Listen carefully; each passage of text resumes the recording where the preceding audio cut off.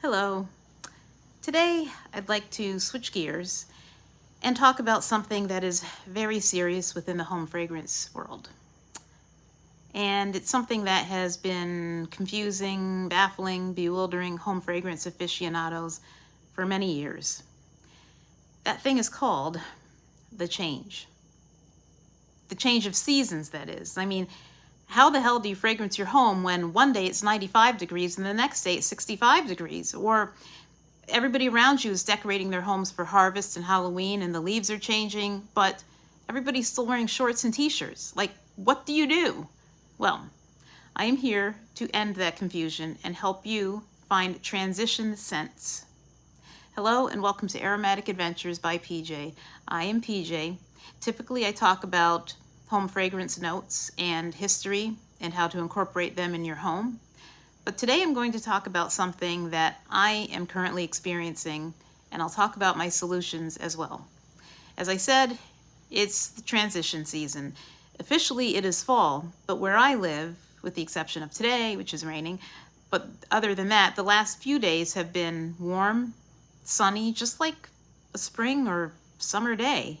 And you don't feel quite like pumpkin spice yet, but you are also really tired of pineapple madness, right? How do you bridge the gap between seasons? Well, first let me explain what a transition scent is. It's pretty self-explanatory.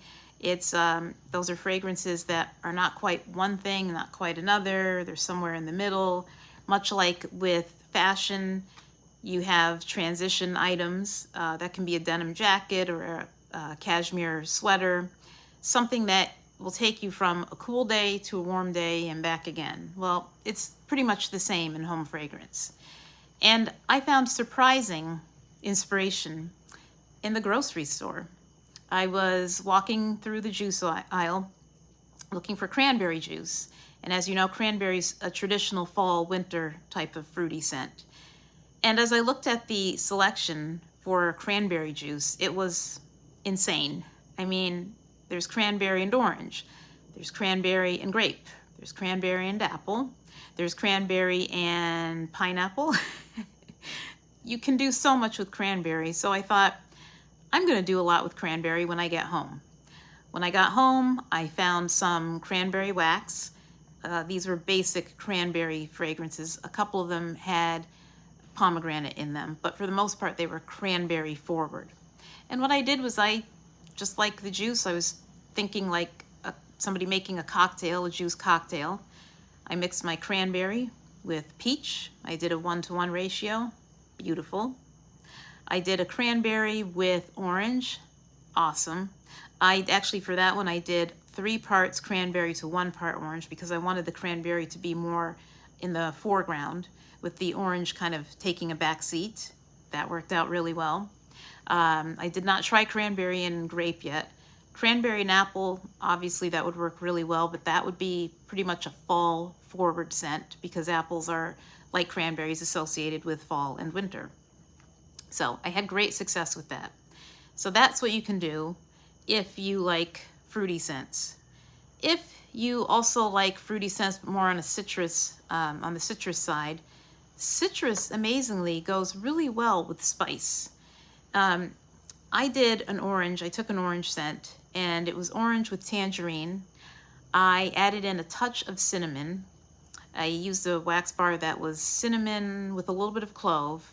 I did 1 part of that to 3 parts of the orange. And again, you got the energy, that overwhelming energy from the citrus. But in the background, there was that hint of earthy cinnamon.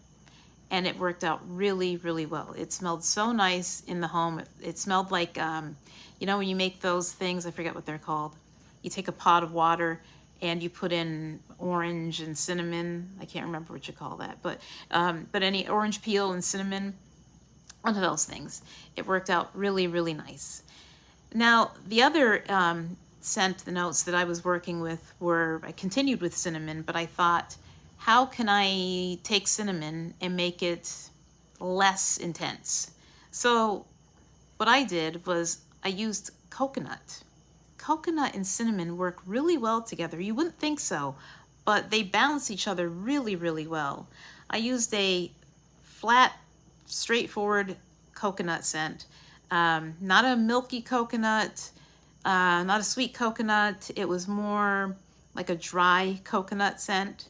And I took a cinnamon that was a little bit sweet, 1-to-1 ratio, perfection. Really nice. You felt not quite tropical, but not quite countryside either. Great juxtaposition of scents.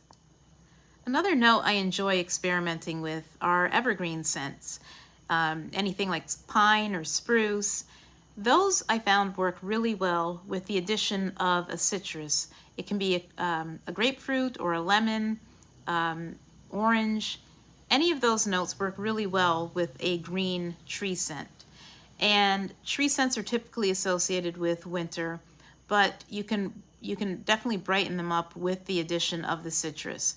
I love the two combined. I typically do more of a 3-to-1 ratio, 3 parts of the evergreen note to 1 part of the citrus. It just gives you that little touch of brightness. And it's almost like you're walking through the woods.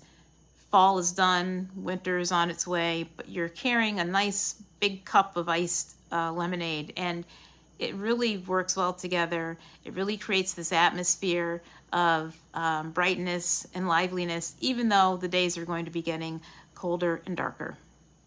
Let's talk about 2 fruits that begin with P, pumpkin and peach. Yes, pumpkin is a fruit because it has seeds. Pumpkin is obviously the most popular fruit for fall.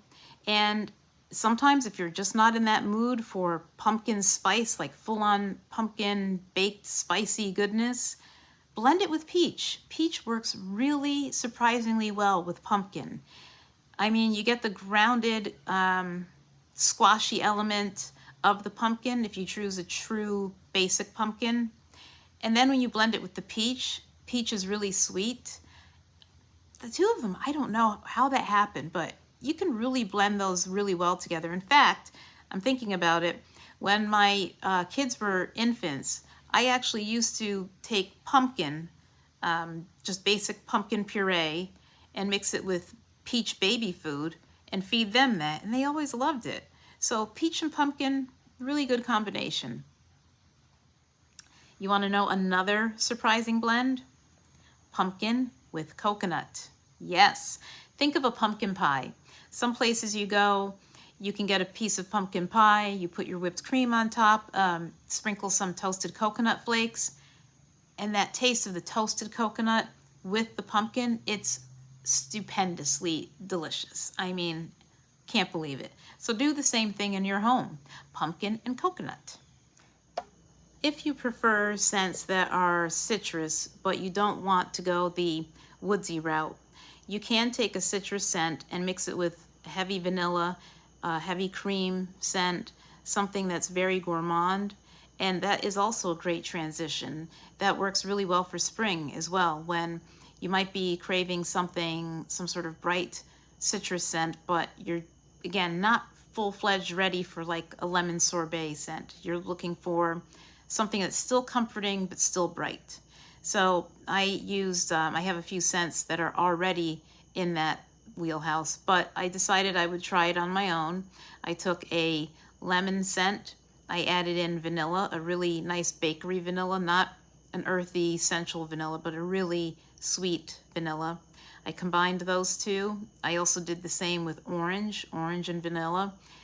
And again, it's a nice bakery note. It's comforting, it's cozy, but not quite as cozy as, say, apple pie or a pecan pie.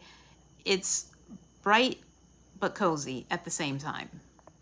What I find really special about blending scents to make a transition appropriate scent is that it preps the senses for what's coming. It's almost like not quite ripping off the Band-Aid, it's gradually easing you into the next season.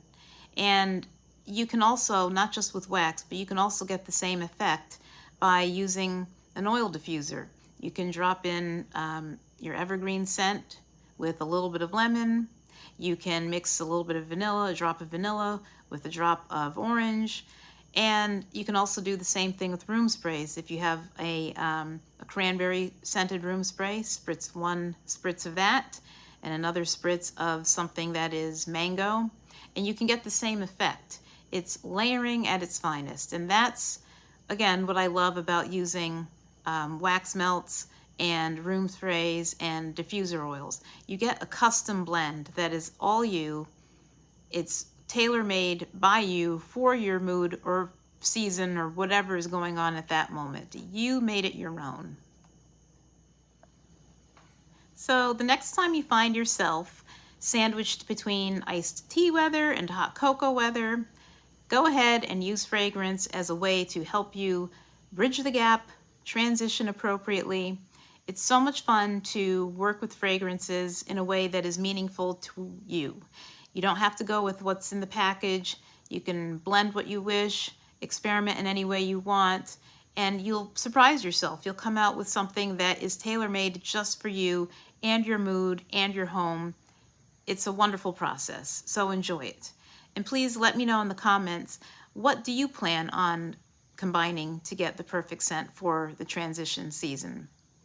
And if you'd like samples of anything, just let me know and reach out to me. Thank you for joining me on this aromatic adventure. Bye for now.